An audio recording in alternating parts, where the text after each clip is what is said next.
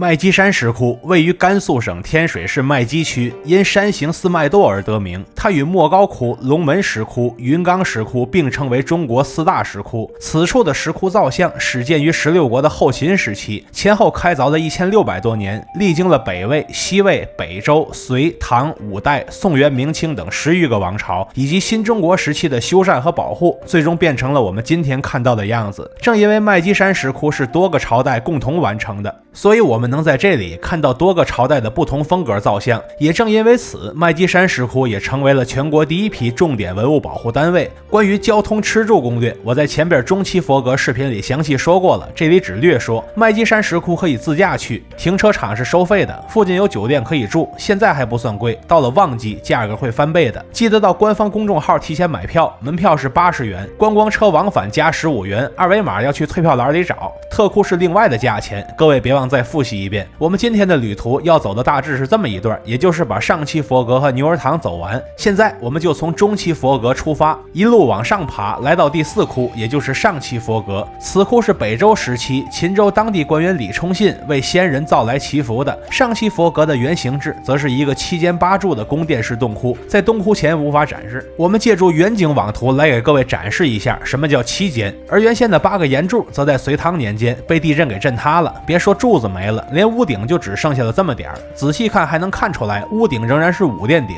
螭尾还是北魏的味道。残存的斗拱看不出样式来，参考旁边的隋窟斗拱，也是一斗3声拱和人字拱交错。既然隋都和北魏一样，那北周想必也变不出什么花样，估计也是这种云冈样式的。那么这些震掉的部分都去哪儿了呢？其实都在山下堆着，而且都被保护起来了，待会儿我们细说。按照工作人员的指示，我们从右往左参观，最右侧是一座北宋的泥塑金刚力士。其实麦积山的造像就是以泥塑居多，因为这边的岩质是红砂岩，雕刻难，雕细节更难，做泥塑会省心很多。该造像高4米多，上身袒露，腰围战裙，手按一只木质宝杵。力士的头顶则有一个明代小龛，内中的老者是为维摩诘居士。大家都知道，唐代诗人王维字摩诘，只有信佛教的家庭才会给孩子取这样的名字。而对面也有一个同款的力士，这个力士是空手的，手里不知道是没兵器还是后期丢失了。力士头顶也有一个明代小龛，内中的文殊菩萨正在和对面的维摩诘辩论佛法。挂着菩提场牌匾的右侧第1窟目前关门施工了，没法看，只能看到门侧的外圈，好似北方草原民族毡帐的帷幕。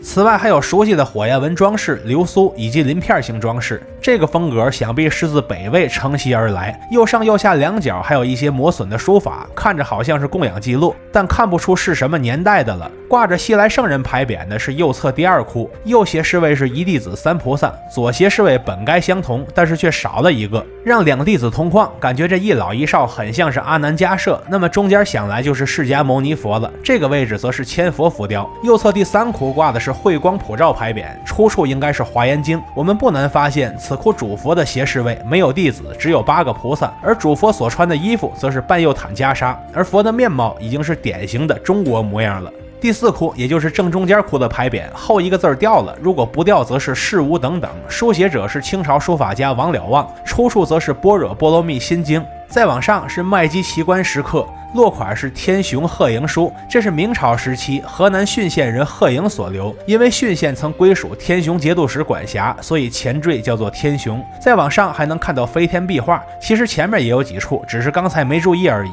这些飞天壁画可了不得，仔细看他们的身体是浮雕，衣服则是壁画，这个叫做薄肉素飞天，在全国的石窟中都是比较罕见的存在，我也是第一次见识到。另一部分飞天壁画就是纯粹的壁画，没有浮雕。当然飞天不能统而言之，你什么飞天我什么飞天，这得区分一下。像这种手里端着东西的就是供养飞天，这种手里拿着乐器的就是祭乐飞天。总体来说不难辨认。顶端的这些小格子猜测是残存的平齐，看来在外边加盖建筑应该是把全套的细节都加到位了。看这残存的3处壁画，如果我们站在观赏石窟的方向抬头看它，就会发现车马人物房屋全是正向的，这就是当初的一种巧妙设计。往佛窟正中间看，左右侍立着2弟子，一年老一年少，这个佛窟又在 C 位，这2位应该是阿难迦摄，中间应该是释迦牟尼佛。既然如此，那么谁能告诉我第2窟里那3位又是谁？释迦牟尼佛为什么出现了2次？其余的6位佛顶掉谁都不合适吧？这我就搞不清楚了。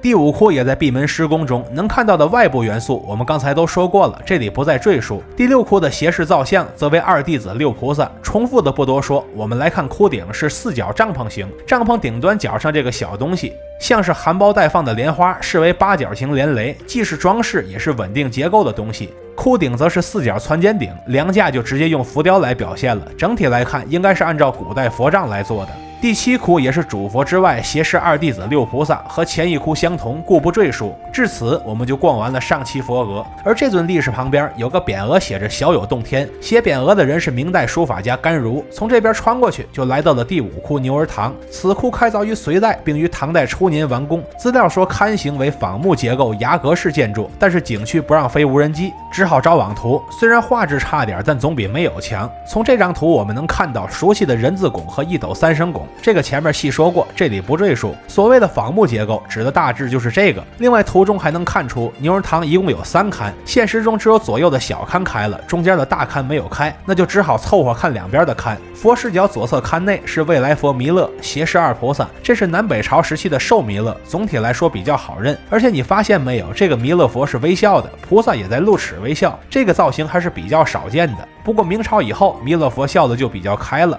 右龛则是过去燃灯佛斜视二菩萨，那么没开的中龛内应该是现在佛释迦牟尼。现在我们在右龛抬头看，头顶仅存的平齐是一幅天马壁画，这匹天马在追着3颗火焰摩尼宝珠奔跑，后边还有个供养飞天。据说这幅绘画和太子出家故事有关，但壁画里既不见太子又不见夜叉，所以暂时存疑。然后看右龛上方的壁画，这个残存的还多一些，这一片就都是供养人，基本都是3人一组，且都是清一色的女性形象。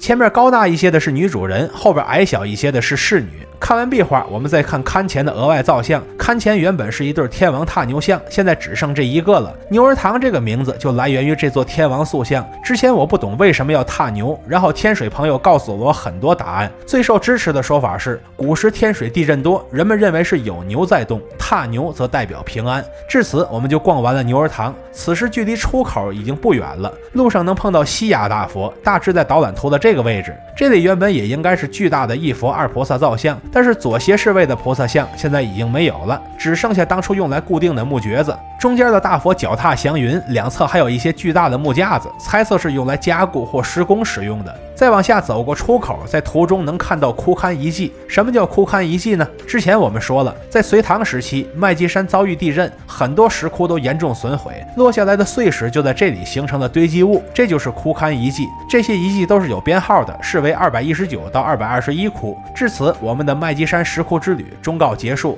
为什么只有这短短2期？因为其他的窟要么锁着没法拍，要么不让拍，所以无法解说，只能看将来有没有一些意外的机缘了。之前我听一位陌生网友说过，去过麦积山石窟7次，能直接看的窟是越来越少了，以后说不定就更少了。但将来声光电技术以及 3D 打印技术，以及我们目前想象不到的技术，一直都在不断的发展。或许在新技术的加持下，那些已经关闭的大门就会重新打开，我们的麦积山石窟之旅或许也将变得更加精彩，也未可知。看到这里的朋友，记得一键3连加关注，和徐工一起读城，一起旅行。